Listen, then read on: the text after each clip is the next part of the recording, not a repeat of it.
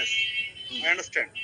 তো আপনি আমি ওনার আপনি আমাকে আপনি অ্যাগনস্টিক আমার বলতে পারেন। কথাটা আপনি আমার কথা শেষ করার পরে আপনি বলবেন। আপনার কথা শেষ করার পরে আমি বলবো, আমার কথা শেষ করার পরে আপনি বলবেন। অফ তো কোর্স, বলেন। এখন আমরা যেটা আসছি যে আপনি যেহেতু কোন রিলিজিয়নের না, তো কেন আপনি এই রিলিজিয়ন নিয়ে প্রশ্ন করতেছেন মানুষের? অ্যাকসেপ্ট করার জন্য, গ্রহণ করার জন্য। যদি এটা অবজেক্টলি ট্রুথ হয়, অবজেক্টলি অ্যাকসেপ্টেবল হয়, অবজেক্টলি মোরাল হয়, তাহলে আমি এটা মেনে নিতে আমার সমস্যা কোথায়? না, না, আমি আপনাকে ওটা জিজ্ঞেস করিনি। আমি আপনাকে জিজ্ঞেস করছি যেহেতু আপনি কোন ধর্মের না, আপনি কোন ধর্ম মানেন না। আপনার কাছে হচ্ছে নীতিটা হচ্ছে এরকম যে কোন ধর্ম ছাড়া পৃথিবীটা সুন্দর হবে। এটাই তো আপনার প্রধান নীতি, তাই তো? তো আপনার জি কাছে জি যদি জি। নীতিটা এটাই হয়, তাহলে বাকি যে মানুষগুলা কি করলো, তার নবী কি করলো বা নবী কি করছে না করছে, এটা দিয়ে আপনি কি করবেন? মানে এটা আপনার জানার কেন এত ইচ্ছা? আমি কিন্তু আপনাকে এটা একটা জানার প্রশ্নই ইচ্ছা। করছি। হ্যাঁ, হ্যাঁ, এটা এটা জানার জানার। কেন ইচ্ছা বলেন?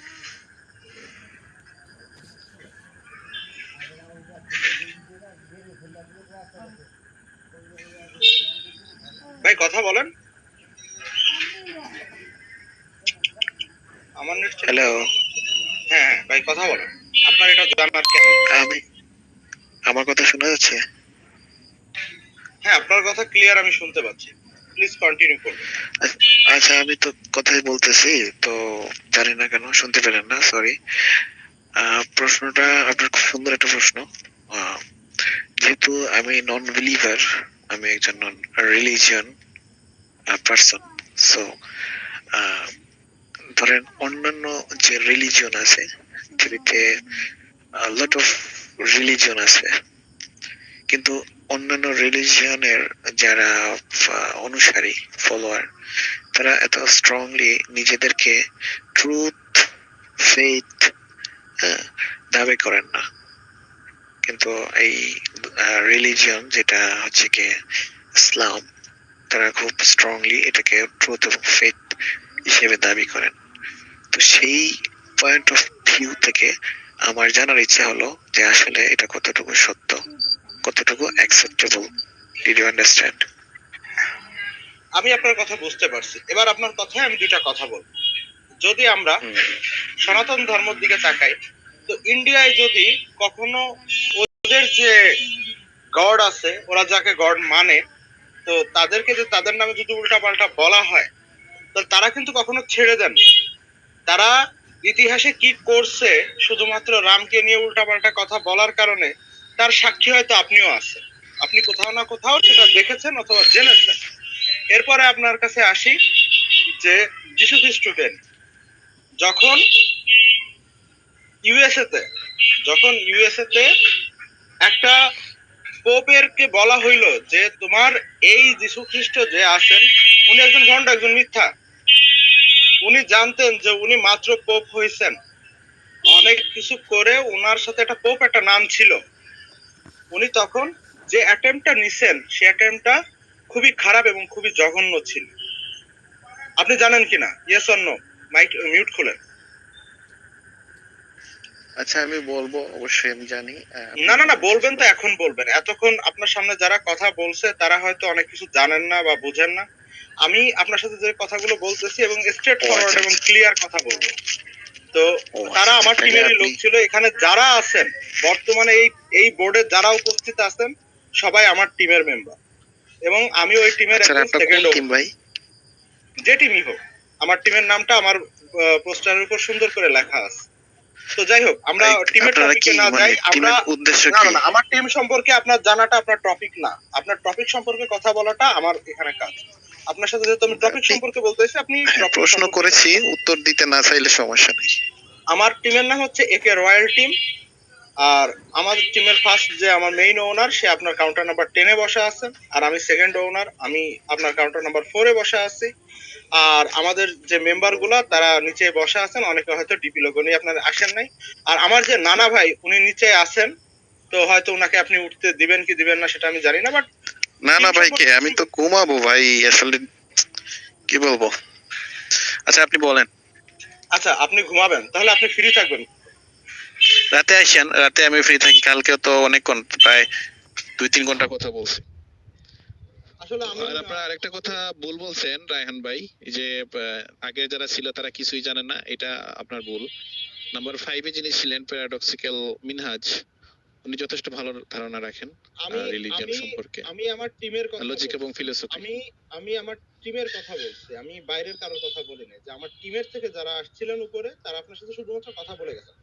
আর আপনি তাদেরকে একটা প্রশ্ন ও আচ্ছা করছিলেন, আচ্ছা। হুম। ঠিক আছে আমার কথা?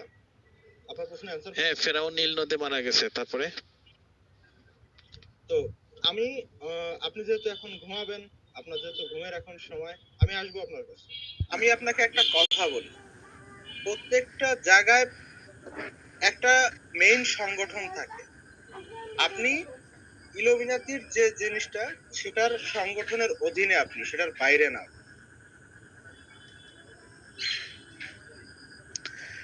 ওই ধরনের কোনো সংগঠনের সাথে আমি সংযুক্ত না, যেভাবে আপনি বলতেছেন। আমি আসলে খুবই ছোট্ট মানুষ।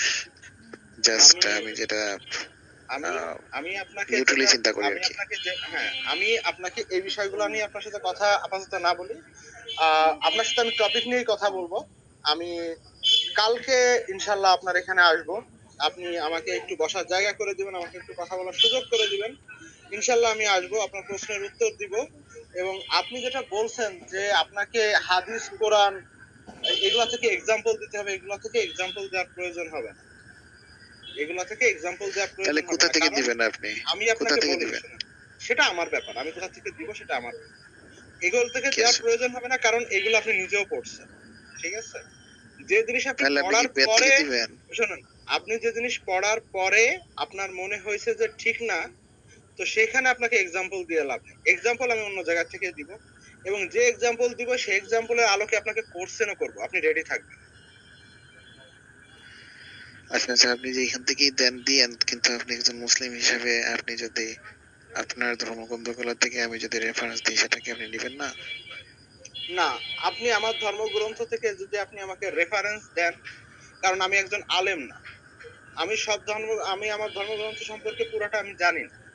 আমি যেখানে আলেম না, সেখানে আপনার রেফারেন্সের জন্য আমি যে আমার সাথে যে ব্যক্তিটা আসবে, তাকে আপনি কথা বলার সুযোগ করে দিবেন। আমি যে আলেমটাকে আনবো বা আমার সাথে যে আলেম আসবে, আপনি তাকে কথা বলার সুযোগ করে দিবেন। আপনি যে রেফারেন্স দিবেন, আপনার রেফারেন্সের আন্ডারে সে কথা বলবে, যদি আপনি রেফারেন্সের কথা বলেন।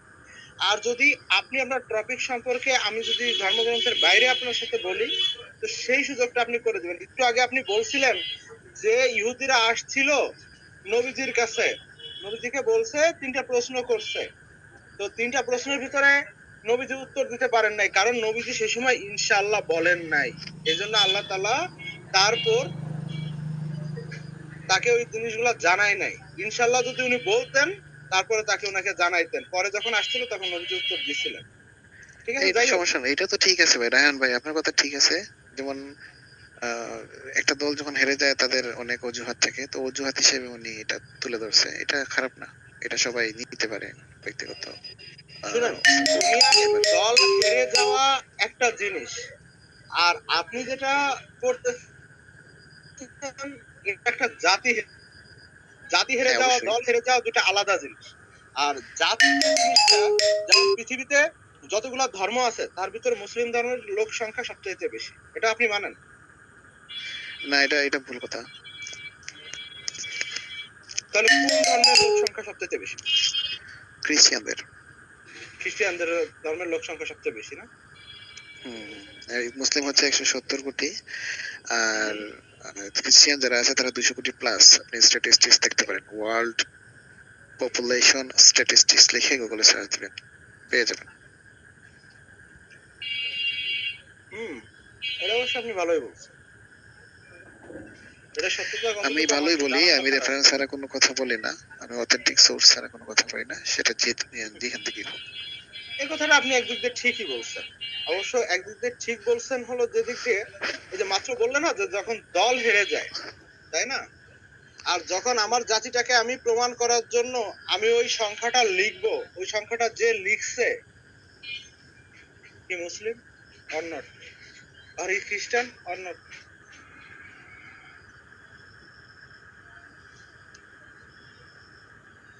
বলেন। বুঝি নাই থাকেন ভাই। বলছি যে ওই সংখ্যাটা যে লেখছে সে কি মুসলিম না খ্রিস্টান ছিল? যে এই 170 কোটি আর 200 কোটির ফারাক ছিল না মুসলিম ছিল? আচ্ছা আচ্ছা। আপনার বাড়িতে যে আদমশুমারির যে লোকগুলো আসে, আসে না? আমার বাড়িতে আদমশুমারির লোকগুলো আসে, আপনাকে আমি বলি এরকম অনেক বাড়ি আছে যেখানে আদমশুমারির লোক যায়ও না। আপনারা আমি আচ্ছা, অনেক এক্সাম্পল দেখাই দিতে পারবো। রায়হান ভাই আমি শেষ করি তারপর বলেন। তো তারা যখন সংখ্যা নিতে আসে আপনাদের পরিবারে কতজন মানুষ আছে, কতজন পুরুষ, কতজন নারী আছে, কতজন শিশু আছে, জিজ্ঞেস করেন আইসা? আপনাকে এর মাঝখানে আমি একটু বলি, পৃথিবীতে না, শেষ এমনও করি। মুসলিম কান্ট্রি আছে, হ্যাঁ হ্যাঁ শেষ বলেন। করি, শেষ করি, শেষ করতে দিন। জিজ্ঞেস করে, তারপর হ্যাঁ বলেন। জিজ্ঞেস করে, হ্যাঁ যখন রাইট, জিজ্ঞেস করে। তখন কি কেউ জিজ্ঞেস করে যে ভাই আপনি আদমশুমারি সংস্থা থেকে আসছেন, আপনি কোন ধর্মের? এটা কি কেউ জিজ্ঞেস করে যে আপনি মুসলিম, হিন্দু নাকি খ্রিস্টান? এটা জিজ্ঞেস করে? জিজ্ঞেস করে না, কারণ তারা তাদের আইডি কার্ডটা শো করে, আর আইডি কার্ডে একটা নাম দেখলে মোটামুটি বোঝা যায় যে সে মুসলিম না খ্রিস্টান না হিন্দু, কোনটা এটা বোঝা যায়। এটাই উত্তর, আর কিছু না। বলেন এখন কি বলবেন? হ্যাঁ, এরকম অনেক অনেক জায়গা আছে যেখানে আপনি দুইটার বেশি সন্তান যদি আপনি জন্ম দেন, তো আপনার এরকম অনেক মুসলিম কান্ট্রি আছে যে দুইটার বেশি সন্তান যদি আপনি জন্ম দেন তো আপনার বিরুদ্ধে কেস করা হয়। এটা সম্পর্কে আপনি জানেন? আপনাকে বুঝাতে পারি নাই। এই যে আমি আদমশুমারির আপনার কথা ব্যাপারটা বলছি, দেখেন, আপনার কথার উত্তরটা আপনাকে আমি দেই, আপনি শুনেন। শুনেন। আপনি আপনার মতন আমি করে বলতেছি, বলছেন, আমি আমার মতন করে বলতেছি এই যে যে পৃথিবীর দুই আদমশুমারি যারা করে, হ্যাঁ, এই পৃথিবীর আদমশুমারি যারা করে, স্ট্যাটিস্টিক্স যারা করে, তারা কোন ধর্ম পালন করে